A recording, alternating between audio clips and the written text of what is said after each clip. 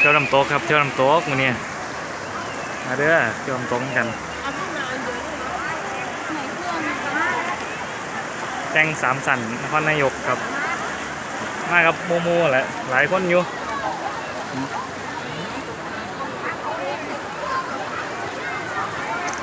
คนแรงงานครับคนหลาย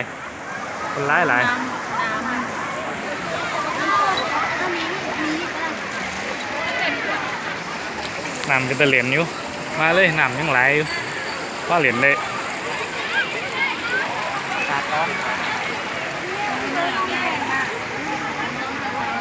อากาศร้อนถึงน้ำก็ไปเย็นเงี้ยน้องเอ้ย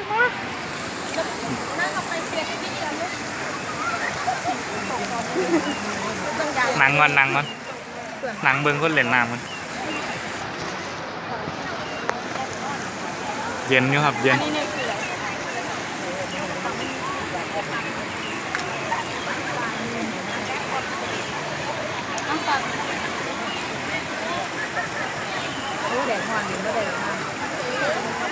น้ำเย็นด้วยล่ะ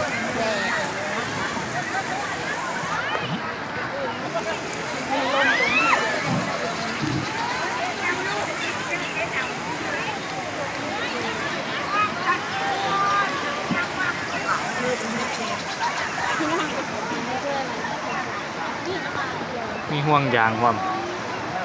เรียนเนาะ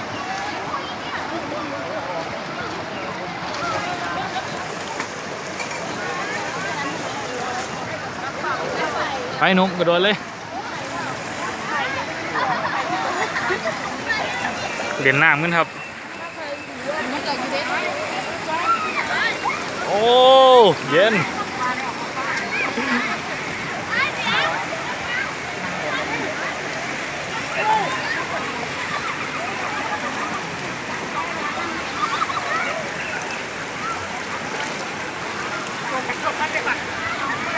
น้ำเย็น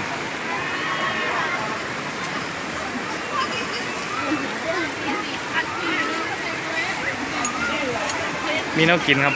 ฝานหมูพุ่งตำพุ่งยินได้บาทเลย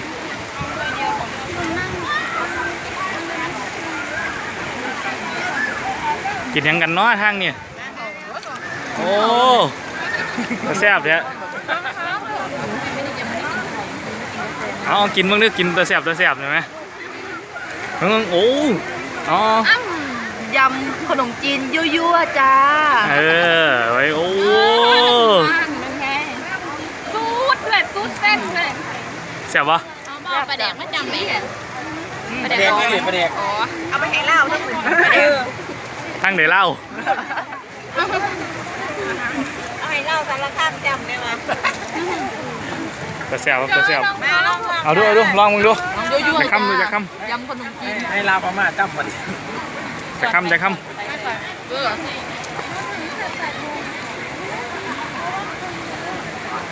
คำใหญ่ๆนะไหมโอ้ย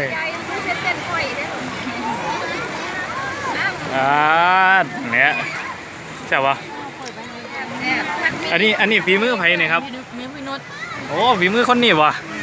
ว้าดูฝีมือตัวนี้มันไม่ฝีมือคนนี้อันนี้คืออย่างเนี่ยครับพันมีอ๋อพันมีโอ้อันนี้คือผู้สูงอายุที่มาไม่ใช่ครับยังสาวอยู่เป็นไงครับเย็นไหมครับอาบดูเย็นยังไงเนาะลงน้ำแม่น้อยก็ลงน้ำเพราะว่าได้มานั่งตาดนั่งเล็บนี่พอดีครับคือใส่เด้อนี่โซดากินครับน้ำผลไม้เด้อนี่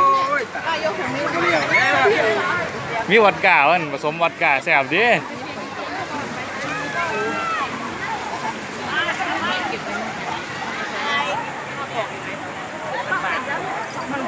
โอ้เสบียงไหลครับเ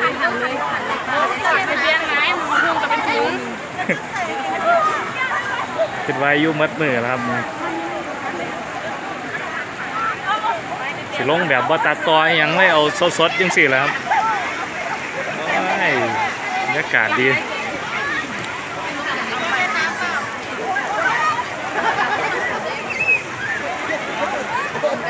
เจอกันนะ ตะไม้ครับน้ำยังไหลอยู่บางหมองก็ตื้นบางหมองก็เลิกท่วมหัวมันครับหัวเข่า นู่นข้างหน้าวันหลังเนี่ยเราค่อยนั่งดูแต่เราต้องไปดูกันดูก่อนนะ มีรีสอร์ทที่เซาความ ตอนเช้าก็ เลยสนใจข้างขึ้น นู่นตรงนี้ก็ โอ ได้ เคบรรยากาศเย็นๆตอนเช้าก็เป็นตะไม้อยู่ครับ โน้ตข้ามมาฝั่งรักยังไงมันเดินข้ามได้ไม่ได้ไปเดินข้ามไม่ได้ เอาไทยเห็นไหมสิซิมมันนี่เห็นไหมอยากกิน ยั่วๆเจอ อันนี้ละส่วนไทยกันของไฟวะ ปอดโลกปอดโลกมันก็มืดแหละกินคำใหญ่ๆยั่วๆเจอโต๊ะนะโลก ไม่เห็นหูนี้ว่า จอยเดี๋ยวมาทำแต่นักทำสุกแล้ว